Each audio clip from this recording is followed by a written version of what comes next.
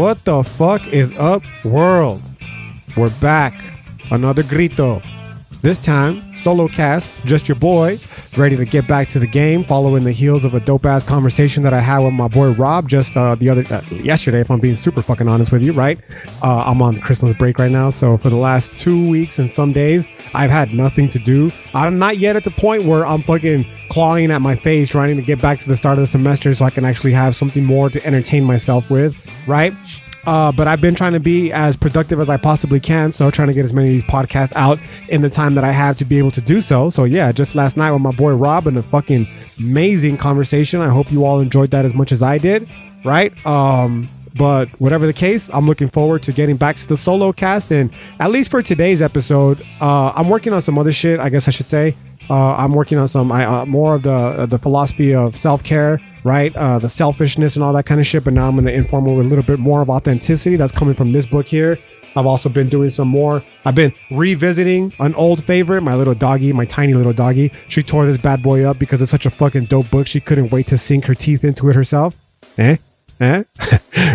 I'm sorry. I don't know what the fuck. That was a terrible, terrible fucking pun and very cringy. It made myself cringe. Okay. So anyways, the point here is, for those of you who are listening, I'm holding up a book to the camera, right? And the book is actually, it's a little bit ripped, and it really is because my dog, one of my dogs, she did literally get a little paws on it and went to town, right? So that's where that terrible, terrible attempt at a joke comes from. Okay. Aside from that, right, the whole point about trying to introducing that book, showing the book, is because that's another book that I've been working on recently, revisiting in hopes that, not in hopes, it's going to happen before, I return back to work sometime next month. And that's going to be that Mexica philosophy, more Mexica philosophy. Okay, so we have the authenticity that's coming over here for us from a more existential, from at least a European perspective. And then I'm going to get back at it with some more Mexica philosophy. I also got this other great book that I'm looking forward to fucking sharing with you all. It's called, let me see the exact name. Give me 1 second. Apologize for the dead air, but the name of the book was In the Dust of This Planet by this gentleman, philosopher named Eugene Thacker. It was a very interesting book. So interesting, in fact, that I went off and got the rest of the complete trilogy because I'm looking forward to sharing a lot of what he has to say about philosophy as well. If you look specific, this is again, sorry for those of you who are listening, but for those of you who are watching, the subtitle for the text itself is The Horror of Philosophy, Volume 1, right? So I'm looking forward to sharing with that in the coming weeks. The basic gist between in regards to the philosophy of horror is something that is intimately tied to not only the existential philosophy in the sense that it's bringing up many questions of our nature as human beings. It's the genre of horror in regards to philosophy specifically. And the idea here is not necessarily horror as in, oh my God, it's a fucking, a masked psychopath out in the woods trying to kill people, or a fucking, a clown hiding in the sewers is trying to eat children. It's not horror in that sense, although both of those movies can definitely be viewed via the genre of horror and philosophy. What this gentleman is speaking of specifically, though, is the horror of just definitely existing as a human being, right? But more specifically, it's like, at least for now, I just finished this one, so it's going to be a little bit rough, my translation for now. But it's the horror of existing first and foremost, okay? And then the horror of realizing that what we experience as reality is a very limited conception of reality, as I have explained multiple times throughout this podcast, namely through our senses, right? So there may very well be more to the world than our perception allows us to see, right? So this gentleman picks this idea up via the novels of H.P. Lovecraft. He's got this really great part where he speaks about how it's a scientist and this person who is documenting their experience, his experience with the scientist, and they enter this what he refers to as a magic circle, but in this case, the magic circle is a science facility, like a laboratory, right? And then the horror comes into play for them when they realize that by entering into this fucking sacred circle, that the reality of the world as it truly is begins to unfold and reveal itself to them. And this guy's talking about how he was horrified to see that the same world that he was living in just prior to the start of the experiment, for instance, is being occupied now by these fucking gelatinous blobs of oozes that were been floating around him the entire time. And yet he just wasn't able to see them because he wasn't inside of the sacred circle. You know what I'm saying? So that's the other element of when he speaks of the genre horror, the realization that, oh shit, the world that we live in is not necessarily the world for us, if you will, just because the way that we have structured reality doesn't necessarily imply that reality is under any sort of obligation to reflect what our perception is of that reality, right? And then the third part of the horror element is the world without us. He refers to it as the world without us. And essentially what the world without us is the realization that the world, the universe in general, is essentially entirely indifferent to our existence, and whether we existed or not is completely fucking irrelevant. And more importantly, that unless we were to, shape up and get our shit together as human beings, as I've mentioned before, specifically, he doesn't mention it himself, but the analogy that I like to give is, even if, we manage to ascend and transcend to this fucking ubermensch type of existence collectively as human beings, we still got to get off this fucking planet, man. We live on an unsustainable planet, not just in terms of the resources anymore, but in the sense that it's going to happen. It's not going to happen nowhere near our lifetime, right? But inevitably the sun will explode, and it will take anything that is fucking anything within its vicinity with it, including this planet. Meaning that fucking everything that we've ever come to know about human existence and human history, it basically was as if it never existed, right? The whole Thanos idea where you snap your fingers and it just fucking ceases to exist, right? So however much human history supposedly can be made from here until the billions of years from when the sun does explode, unless we find our way off this planet before that particular time comes and onto a more sustainable planet, it's all gone. Like everything from the fucking this right here to everything that preceded this and everything that's gonna come after this, and forever many billions of years. So that's the tertiary element of this horror, the realizing that like we are entirely fucking irrelevant on the cosmic scheme of things, and that the world could very much exist without us here. Now it gets a little bit deeper than that, because it's an old idealism conundrum, idealism, the belief that ideas are what shape our reality, right? And the problem with this is that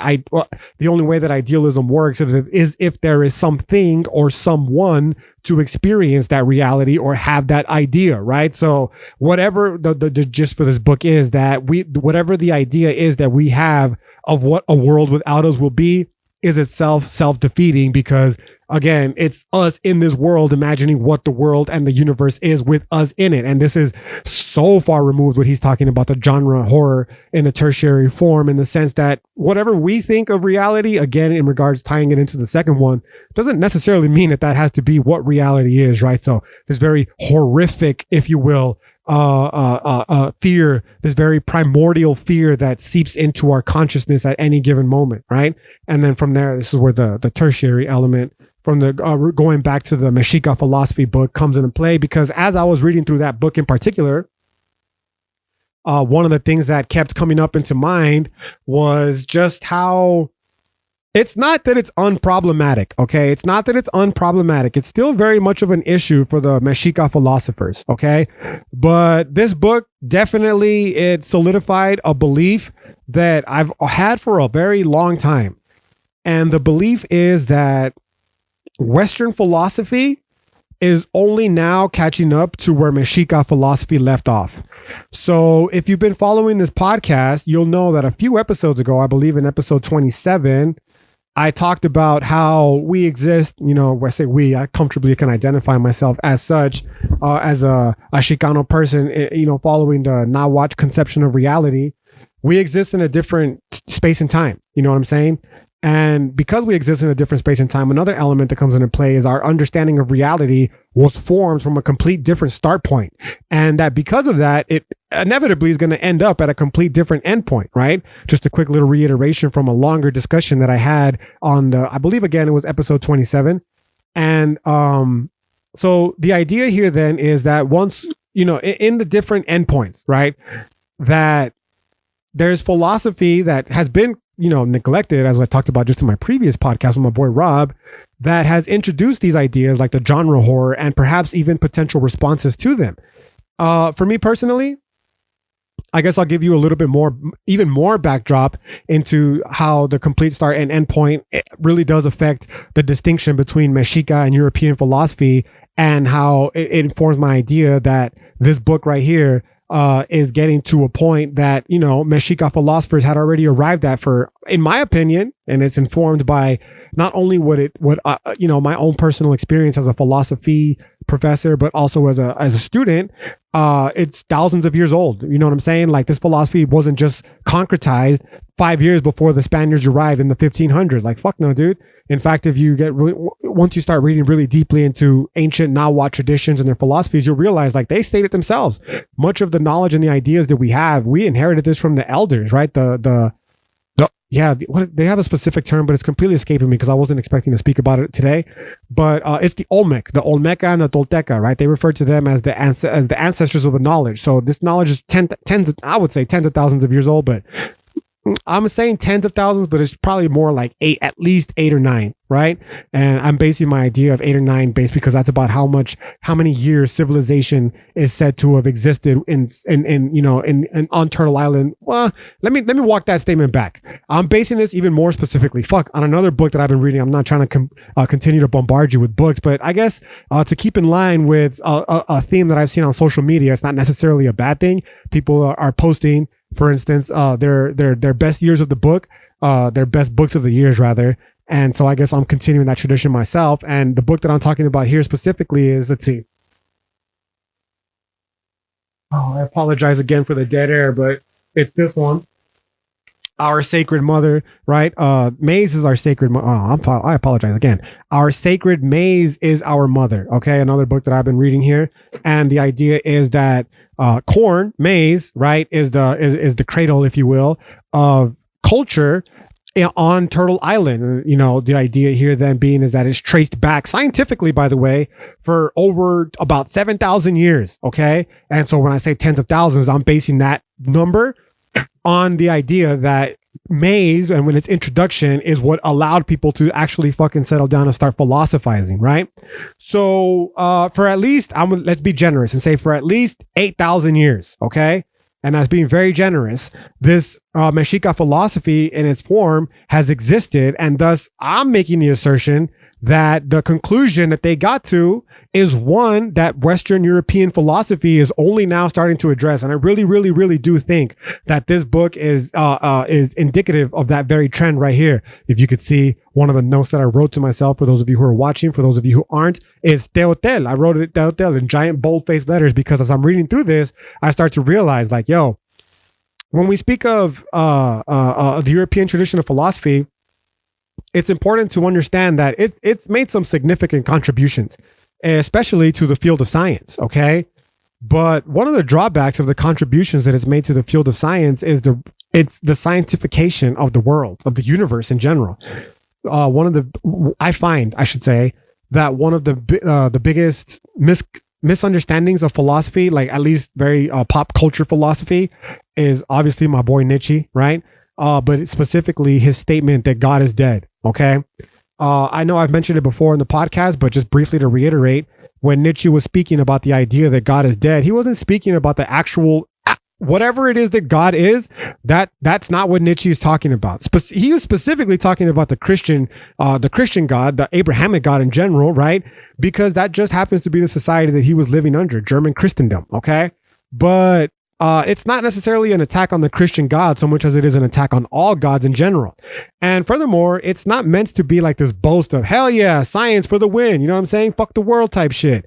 Nah, man, it's actually a giant lament in Nietzschean philosophy. It's like, oh, fuck, dude. Now that God is dead, it's taken all of our systems of values and beliefs with it. And we as people thus are left in a state where we realize that not only are we not special, the genre ecology of, genre horror, right? And in the scope of the universe, but fuck, it may very well be that our life has no meaning and purpose and value. This is the nihilistic component that Nietzsche often gets misattributed to himself, as I've mentioned before, but it bears repeating again.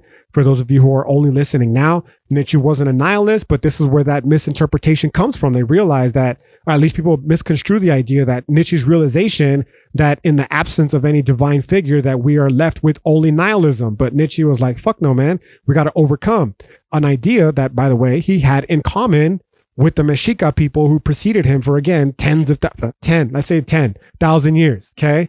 Anyways, how this relates to this whole tangent that I'm on here right now, it's simple. Scientism, man, the idea that you can reduce our entire understanding of reality into scientific understandings. And it's fucking awesome. Like, again, I mentioned it before, but I'll say it again.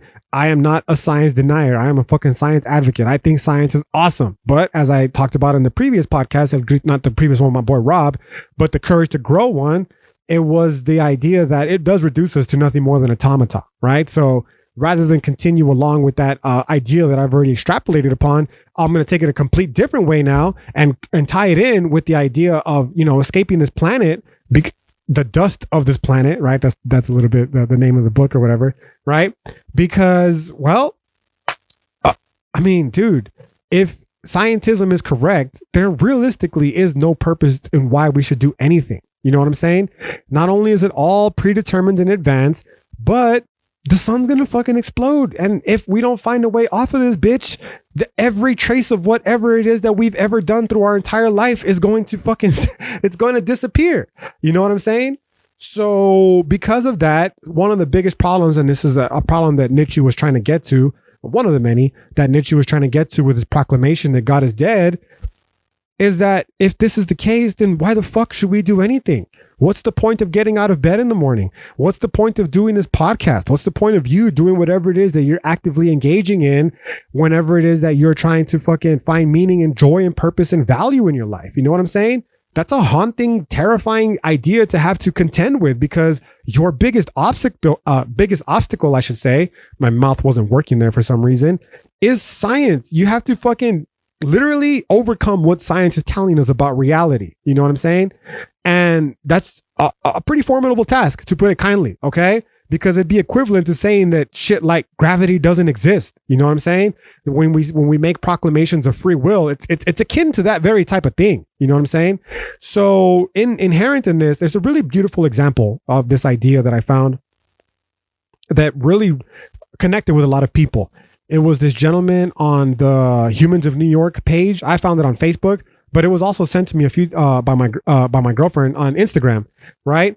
It was sent to her by one of her friends, and it's just so the idea here being is that it was massively shared. For one, the Humans of New York has a gigantic reach, right? And on top of that, it was being sent to people from people. Or rather, it was being sent from people to people who never even had heard of Humans of New York, like my girlfriend, right? And this story was so powerful that even with people like her, it fucking connected in such a way that she was like, dude, you have to see this. And the message was of this guy, very, very intelligent gentleman. You can just tell by the words that he's speaking. Very fucking articulate, very intelligent, very aware of what the fuck it is that I just talked about. He's saying that, for him, the understanding that we've been reduced via the scientific understanding of reality to our most basic fundamental molecular existence, mechanical existence, that there's no point. There realistically is no point, right? And that because of that, he finds himself struggling with just getting out of bed in the morning. He found himself, I don't know, I haven't followed up with it. Humans of New York, maybe they posted it again, but at the time of his writing it, he found himself struggling with doing just basic everyday shit, like getting out of bed, cleaning the room, etc. And he goes on to talk about how he wishes that he could explain to his family that the reason that he's doing it is not because he's a fucking scoundrel, but because he just doesn't see the point. Like, there literally is no point to it.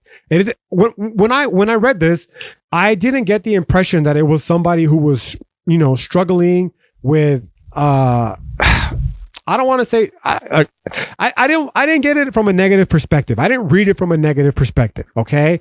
I read it from a very, very, very positive perspective. And the perspective that I read it from is one that, really has resonated with me, that I'm learning to try to embrace and be mindful of as I continue to age and fucking, grow into an older version of myself.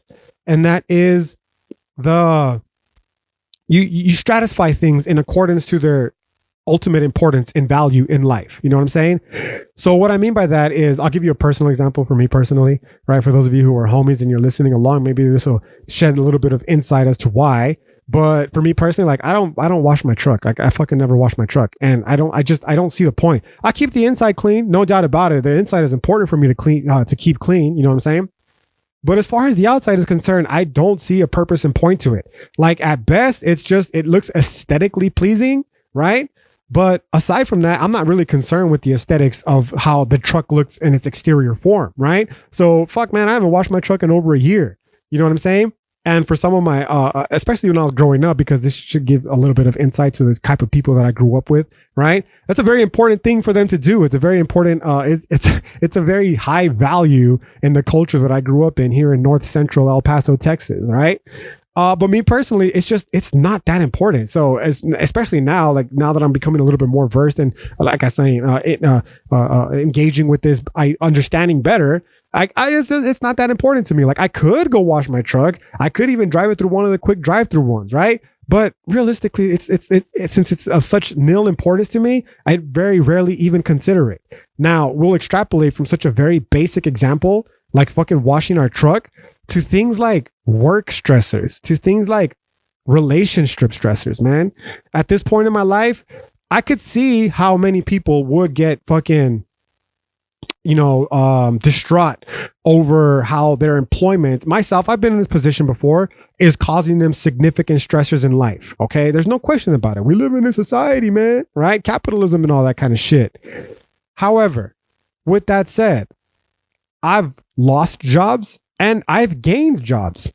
So I realized that as devastating as it is to fucking have, work strife, the work strife should end at work. You know what I'm saying? Because if I bring that work strife home with me, that's already, if I leave from work with this work strife, it's already starting to impact my own personal life outside of my employment. You know what I'm saying? So what I'm trying to get to here is in regards to the example of washing the truck. It's simple. Like, is this something of grand importance? Like in my life, definitely it might appear that way because again, capitalism and all that kind of shit. But if the sun does fucking in fact explode and it takes every single fucking trace of any existence in this fucking solar system with it. Okay. What the fuck was the point of stressing all that time for? It was literally pointless.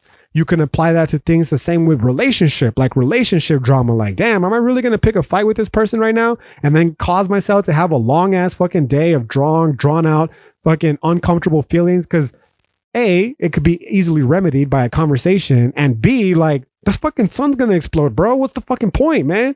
You know what I'm saying? So when I was reading through it was about 5 different slides on Instagram. When I was reading through his words, that's the impression that I got from it. It was the impression of somebody who was able to put things into perspective and realize like, yo, there really is no point to any of this. So why the fuck am I even going to bother with it? Sometimes it's pretty bad because I can barely get out of bed, but honestly, bro, fucking same. And if you're listening to this, chances are you probably relate to that shit too. You know what I'm saying? That's why I believe it hits so hard for so many people. And then from there, you extrapolate it to even further things like, okay, cool. If making the bed's not important, then and cleaning the room's not important, then fucking washing the truck's not important, fucking concerning myself with, work relationship drama, all that kind of shit, concerning myself with my favorite team losing whatever big game, I could start to see how that's not important either.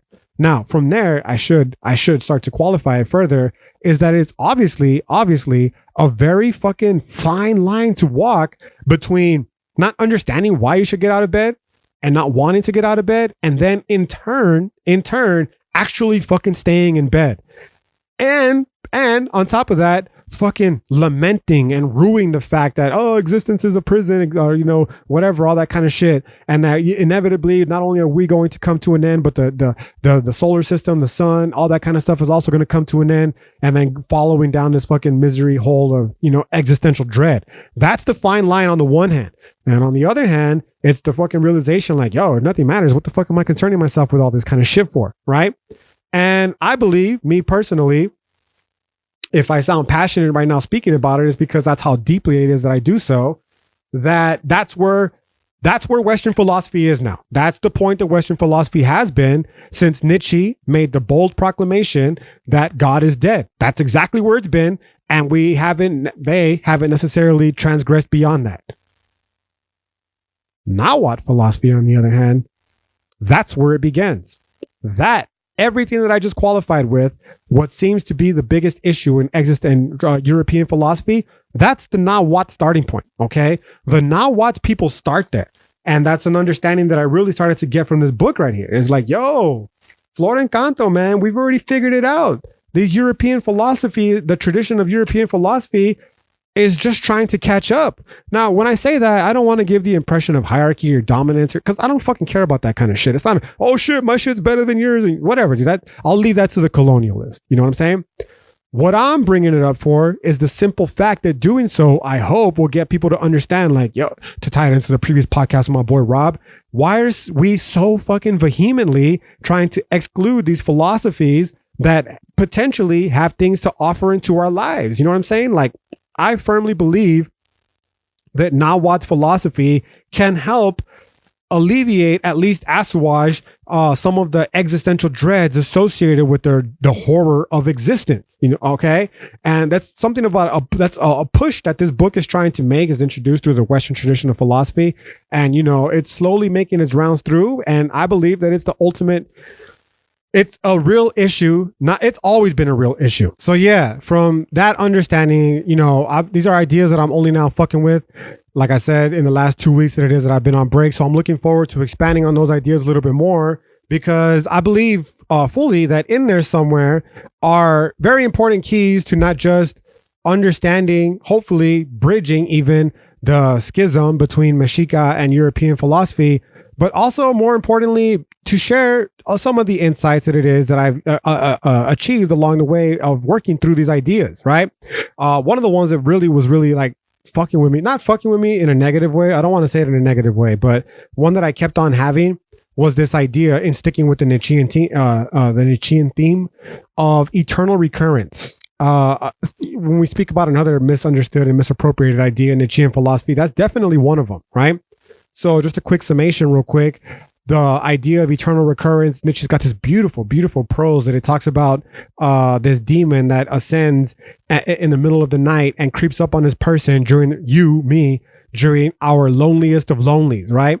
And Nietzsche has us imagine that this demon tells the person in the text that their life as they're currently living it right now, they're going to live in the same exact order for all of eternity in an infinitely recurring, hence the infinite recurrence, right? In an infinitely recurring manner for all of eternity, right? And the basic idea is then that Nietzsche's asking us via this demon to consider, if you were to hear this news, if you were to be told, yo, everything that you've ever done in your entire life, you are going to live an infinitely many times over, would you fucking stand up with joy and say, fuck yeah, I love my life so much, and that everything that's ever happened in my life, the good and the bad, that I can't fucking wait to live through it an infinitely many number of times? Or would you fucking drop down to the floor and weep and lament and curse this fucking wretched demon that brought such fucking vicious news to you? The news here being that this miserable fucking wretched life that you've existed in so far that brought nothing but fucking misery and despair, that you're going to have to live an infinitely many times over. That's the basic gist behind this Nietzschean idea of eternal recurrence. And so what Nietzsche's trying to fucking challenge us then is, you know, in order to overcome that nihilistic void that I discussed earlier, is to fucking actually live a life of meaning and value, to actually fucking live this picturesque work of aesthetic beauty of a life that is going to inspire us to be like, fuck yeah, dude, I can't wait to come back and live this life infinitely many times over. Now, I mentioned it before, but it's meant to be mostly a thought experiment, right? And even then, I was fucking with this idea the other day, and the thought experiment kind of morphed a little bit when I started to realize, okay, let's just imagine that what people say about death is true, right? To keep in line with this, in the dust of this planet, like it's such a task is literally phenomenologically, it's a phenomenological impossibility. We have no idea what it's like to be dead. We can't even begin to comprehend it, because in order to do so, you'd have to be fucking aware and conscious during the moment of actual death itself, which seems to be, again, the phenomenological impossibility. Okay. However, let's imagine that what people assume to be true of death is correct. And that is that your life does in fact flash before your eyes before you die. Every single thing. Okay. From the moment you were born till the moment that you expire. Right? Okay. Now, let's further fucking extend this idea and assume then that your understanding of reality, your understanding of eternity, more specifically, my understanding of eternity and reality, every single person on this planet that's ever existed and will ever exist, their understanding of reality and eternity, most importantly, it exists solely within the time that they are in existence. And because again, it's an idea that can only be experienced by a thinking, alive, well, for sure thinking, right? Maybe even a robot. Ooh, okay. But you need a brain of some sort to be able to understand and articulate this idea of eternity. Okay. So in that respect, then the entire scope of eternity is essentially limited to however long it is that this particular that brain, whatever it is, to try to be as inclusive to our alien and animal and robot counterparts that don't operate their intelligence based off of a brain like us humans do, right? It's whatever their experience of eternity is, it's entirely dependent on how long that they are able to, that essentially how long we're alive. Okay. I'm doing a very clumsy job of explaining this and I apologize. Like I said, I'm only just this last week started fucking with this idea, but let's put it this way. If you live for 30 years, your entire eternity exists within 30 years. If you live for fucking 5 minutes, your entire eternity, your scope, your understanding of what eternity is limited to 5 minutes. Okay. So from there, let's go back to this idea then. All right. So you have, let's say 80 years, 80, whatever, however many years of eternity, right? Of your life. And you get to the end point. And now your life flashes before your eyes prior to the moment that you expire. Okay. If your entire life is flashing before your eyes at the moment you expire, then it entails that you are reliving your entire life all over again from start to finish. And then you get back to the end point to where you die. And then your life flashes before your eyes again. And then you go back to the very beginning and you relive your life again for however long it is that your understanding of eternity was until you get back to the moment that you expire and your life again flashes before your eyes and you are set back to the very beginning in an infinitely many number of times, recurring over and over and over again for all of reality. No one ever really dies, boy. That's what the fuck we're talking about, right? The Mexica would definitely say that, but in perhaps in a little bit of a different way. They're going to want to say like, oh, maybe your life in an infinitely many number of ways, right? But more importantly, the source of life itself, it doesn't disperse, it doesn't disappear. It's always in existence. Okay. Anyway, so that's what I'm saying then in regards to the Nietzschean philosophy. If there's ideas that I've been trying to piece together through these 3 books is correct, then of course this Nietzschean thought experiment is true, because not only do we get to, let's assume again that our life doesn't flash before our eyes, we get to the end point and we're going to repeat this shit over and over again. And more importantly, like, fuck, dude, you should really, really, really strive to do shit that is going to bring you happiness and joy. Because if we don't, like, fuck, you're going to be stuck in this fucking cycle, reliving this same fucking bullshit ass unhappy life that we've been living up until this point. And in this fucking negative feedback loop of unhappiness, man. And I'm just like, yo, fuck that, for reals. That shit is haunting. That shit is terrifying, right? So going back to this idea of Mexica philosophy and trying to bridge the gap with European philosophy is like, bro, that's my shit. Like, you know, I'm trying to fucking spread these words and try to make people more aware of it because they could realize like, yo, shit, there's like a lot at stake here, right? Not only it might seem altruistic, but more importantly, like, I'm gonna be honest with you, it's perhaps even a little bit of mostly, and I guess I should say the selfishness, the philosophy of selfishness that I introduced in episode 27 of the podcast, and that is that doing so is a requisite for me to be able to fucking go through this infinite playback loop, assuming that it does in fact exist happily, right? I know me personally, for instance, when I don't do the shit that I got to do in order to get this podcast out, in order to get lectures out, in order, like going to the gym, eating clean, eating healthy, not fucking drinking too much alcohol. If I'm not doing that, I'm not happy, man. I'm in fact very unhappy. And I can just, the fear of that unhappiness being the scope of my entire life is fucking haunting. It's so haunting to the point now where it's like, fuck, dude, I almost don't even feel as though I have a choice, literally, in terms of free will. Like, I don't have a choice. The choice, I mean, we all, I guess, I still want to maintain something of a notion of free will, have the choice of saying, okay, I'm going to allow the unhappiness to take over me, or the choice of saying, nah, man, fuck that. Is, you know, difficult as it is to wake up in the morning to go work out, as difficult as it is to try to maintain a healthy diet, etc., the amount of happiness that it brings me pales in comparison to the very base level amount of happiness that comes with like sleeping in, eating junk food all the time, etc. Right?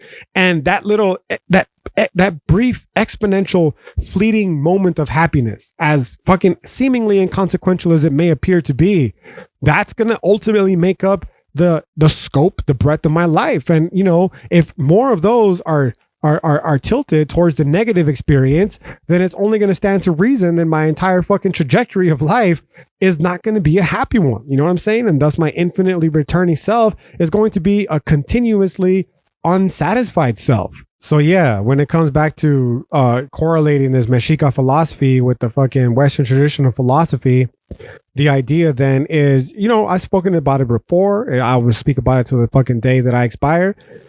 Recovery, man, recovering our existence, utilizing the philosophy to realize how this patterns of behavior that we've engaged in are keeping us from actually maximizing the most amount of happiness in our life, right? Trying to clear the obstacles, if you will, to refer back to the previous podcast, I believe, episode 26. Okay. Now, with that said, one last idea that I've been fucking with this last week that I was really looking forward to coming out and sharing with you all. It's actually been about 2 weeks now. And in those 2 weeks' time, I've had plenty of time to think about just how fucking thrilled I am that the motherfucking Red Hot Chili Peppers are getting back together. Now, before I continue along this tangent, I should qualify it by saying that I am the fucking biggest Red Hot Chili, I'm not the biggest, okay? I'm the biggest Red Hot Chili Peppers fan, bro. Calm the fuck down, okay? It's not about hierarchies, bro. I don't care if you've gone to more Chili Peppers concerts. I'm not trying to compete with you over who is the fucking biggest fan of a worldwide famous band, okay? That's not what I'm saying. When I say I'm the biggest fan of the Red Hot Chili Peppers, I mean that they have had such a gigantic impact on my life, like undoubtedly the lives of millions of people around the world. That's why they were in the Rock and Roll Hall of Fame. They're pretty fucking popular. You know what I'm saying? Anyways, about 2 weeks ago, the original-ish lineup of the Red Hot Chili Peppers, certainly the most famous, was finally reunited when my boy John Frusciante made his return to the fucking Chili Peppers, bro.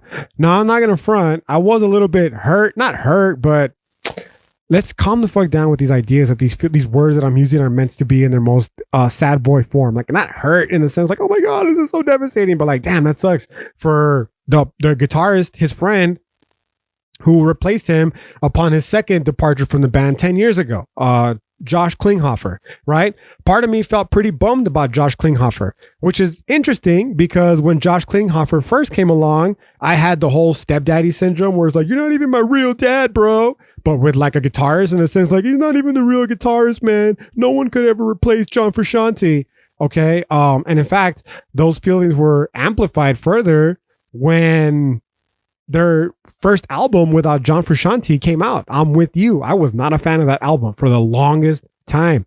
Actually, up until about 3 or 4 months ago, I didn't fucking like that album at all. Finally, after 3 or 4 months ago, I actually sat down and engaged with the album, and I was like, oh shit, I woke now. I woke as fuck. This album is the shit, right? Anyways, their second album without John Frusciante with Josh Klinghoffer was fucking amazing. Amazing. Right? The Getaway. Oh man, Danger Mouse really did breathe some motherfucking life into the Chili Peps with that one, yo. And Josh Klinghoffer just, he got down. That's all I can say. He demonstrated why he was not only he's just a perfect fucking replacement for John Frusciante. So when I say that I was kind of bummed, I was like, well, shit, like, you know, they weren't doing that bad without John Frusciante. And quite honestly, I had already made peace with the fact that John Frusciante was never going to come back.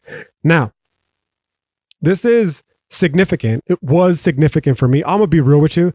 When I read the news that the Chili Peppers were getting back together, I fucking honestly almost cried. I was fucking tears of joy crying because for the longest time, the departure of John Frusciante, I took that shit on a personal level, bro, like for reals. And it wasn't until literally them getting back, well, a little bit before, it's when I finally made peace with the fact that he was gone. And how I made peace with the fact that he was gone is that I realized I wasn't mad at John Frusciante leaving the Red Hot Chili Peppers, man. I was projecting my abandonment issues, me personally, right? It's pretty funny because, okay, let's try to, it's not that I don't want to share, because if you've listened to this podcast long enough, you should know full well that I have no qualms fucking sharing personal shit. Okay. So much as it is, it's not entirely fleshed out, these ideas. And I really do want to give them justice because I think they merit it. Okay. But I'll get as deep as I possibly can with about the last 15 minutes or so that I have left from my time, this hour-long podcast that I got so far. Okay. I was in a relationship when, well, I've been in a relationship for fucking almost 10 years now. Okay. With the same person. We took time off because we broke up. She dumped me, rightfully so. Okay. And for about 10 months, almost a year, we were entirely broken up. And it was during that year that I realized, because during that time, the second Red Hot Chili Peppers album was released, The Getaway, and it really did help with the healing process, along with so much other music, right? And it was during that time that I realized that my initial feelings towards John Frusciante's departure of the band, they were realistically just, again, a reflection of my own abandonment issues, right? So going back to when John Frusciante first left, or the second time John Frusciante left the band, it was like around 2008, right? They had already released Stadium Arcadium, and shortly thereafter is when I met my girlfriend, right? And shortly thereafter, we really got into the Stadium Arcadium album together, like both of us together. It was one of the things that like helped forge the early part of our relationship, right? And every time I would hear the album, I would just get mad, like, fuck, man, I can't, not mad again, like, oh, I'm gonna burn, like, no, calm the fuck down again with these dramatic understandings of these words I'm using. I would get like angry, like, what the fuck? I can't believe John Frusciante left the Red Hot Chili Peppers. Look at how beautiful they are together. Look at how fucking much great music they make together. Like, look at how many people around the world they brought happiness with them being together. How fucking selfish of John Frusciante to have left the Red Hot Chili Peppers knowing all of that was at stake. A little bit of echoes into the irony, if you will. It's not irony, man. People grow. We're not static. We're dynamic. We're a learning process, okay? This is a little bit of the Red Hot Chili Peppers that I've dropped before. The process of becoming. Mexica philosophy, the metaphysics of becoming. We're not stagnant, fixed, static objects. We are in a fucking constant state of becoming. And what you become is going to be influenced by the ideas of what you have. So you better inform those ideas and step your game up with some serious philosophy in hopes that doing so will lead us to live better, happier lives. Because we might be doing this shit for all of eternity and infinitely many times over. You know what I'm saying? Anyways, me personally, I wasn't always at that level. My girlfriend, on the other hand, she was. And back in the day when I would fucking say shit when we were first together, like, I can't believe motherfucking John Frusciante, how selfish that he would leave the Red Hot Chili Peppers. Like, look at all the happiness that it brings, all the great things that all the great music they've done together, like the relationship that they built. They were together as a band for almost 20 years at that point. You know what I'm saying? Like, and then to just fucking get up and walk away from that, like, how the fuck selfish, you know? My girlfriend, though, she was on a different wave, man. She'd be like, nah, at the end of the day, if you're not happy, you're not happy, and you have to do what's best for yourself. And, you know, for him, what's best for himself was to go and pursue his own music. And because of that, of course he would have to leave. It doesn't matter. What her whole justification was, the experience was always there. They're never going to lose the experience. The music will always be there. We're never going to lose the music, right? We should be thankful that they ever made the music in the first place. And then if we feel so inclined, we can go back and listen to it until we can no longer stomach the idea of another Red Hot Chili Pepper song, which is an fucking possibility, right? Little Mean Girls action. The limit does not exist. There's no limit for how many times you can hear a Red Hot Chili Pepper song, right? That's my fanboy speaking. Anyways, the entire time I fucking was stubbornly and adamantly like, fuck no, that's wrong. That's stupid. Fuck that shit. Right. I was still mad. That's what I say. You know what I'm saying? About the angriness. And then I got dumped by my girlfriend. In retrospect, it's actually pretty funny how melodramatic I was about the entire thing. Right. But anyways, throughout the whole process, like the initial shock, one of the initial shocks is like, yo, how the fuck, like after everything we've been through, like all the shit, everything that I just mentioned about the John Frusciante example, like you're just going to throw that away? And she was like, yo, it's not throwing it away, man. Like nothing's ever going to take away the fact that we were together for that long and that we did so many great things together. We've experienced so many beautiful things of life together. Like that will always be there. But sometimes people grow apart, unfortunately. It's the part of the becoming. And at the time, I was so fucking colonized, bro. I had such a I'm just gonna be real with you. I had such a colonized conception of what love is, what relationships are. It's like, no, fuck no. The person you are with is the person you'll be with forever, and nothing can change that. Even if you're unhappy, you fucking grin and bear it and you fucking get through it. Nah, man. That's colonial shit. That's the idea that fucking relationships are only to be between two people and never anybody else outside of those two people, irrespective of how unhappy you are, right? That you can never divorce your husband or your wife because the big man in the sky supposes he's going to fucking cast you down to the fucking pits of hell for all of eternity for, but defying your promise that you made before it. Like, nah, man, that's crazy. Especially if you start to think about it in terms of all the shit that I just said right now about the eternal return. Like, what if it is in fact the case that we do fucking cycle through our patterns of, through our existences for infinitely many of times for all of eternity? And if you're stuck in a terrible relationship like my girlfriend was, bro, you know what I'm saying? That's going to be all of her fucking eternities for an infinitely many of number of times. And I'm not going to front. Like I probably wasn't, I'm going to be honest with you. I wasn't as happy either the first time we were together. And that would have been my fucking my reality for an infinitely many number of times. So realistically, now we've got back together since, kind of like the Red Hot Chili Peppers, right? Somehow we'll make it, cause that's what we do.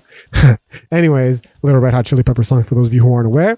The point being is that, yo, we were both in not a good place, and we speak about it openly still to this day that us breaking up was the fucking best thing that ever happened to the both of us, because in that uncomfortability that came with the breakup, we both grew as people. You know what I'm saying?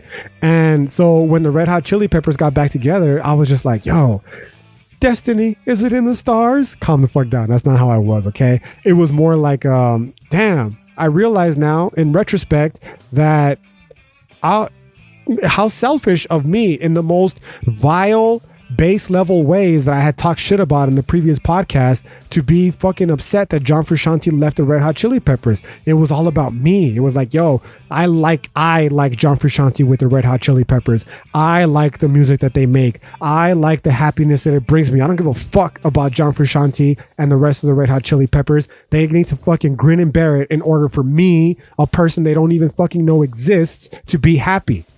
Bro, that is so fucking wrong. That was such a terrible way to view it. You know what I'm saying?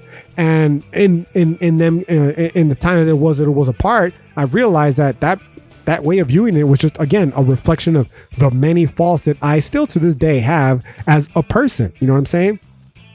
So, and them all coming back and, working it out, that's just the cherry on the top. But the peace had been made with them, potentially never being able to do so. Come back together, that is. Anyways, yeah, I'm at about the hour-long mark now. It's about 50 minutes to be more specific. But I think this is about a good enough time as any to draw this bitch to an end.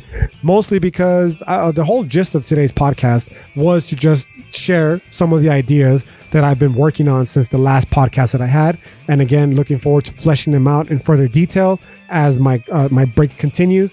I'm also looking forward to sharing some more original videos that are completely unlike those that I've been sharing thus far on Instagram. So hopefully keep an eye out for those. For those of you who have yet to follow on Instagram, I get to, again, I've heard some of you say that you found me on Instagram through the podcast, right? So here it is again for those of you in the future who potentially might be the same. OG_IceNice13. Follow your boy. And yeah, aside from that, I hope you all have a great rest of your day. Peace.